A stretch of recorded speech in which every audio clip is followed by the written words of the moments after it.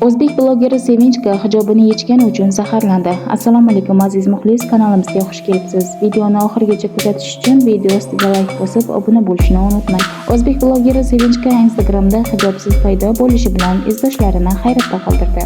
Bunga qo'shimcha ravishda qiz o'zining eski arxiv fotosuratlarini mayo kiyimlarida profilga qaytardi.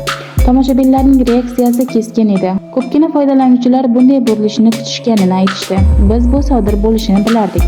Har kimga sharf kiyish berilmaydi. Bo'yinni ochishni boshlaganingizdan so'ng siz uni olib tashlashingiz aniq bo'ldi, deb yozadilar ular sharhda.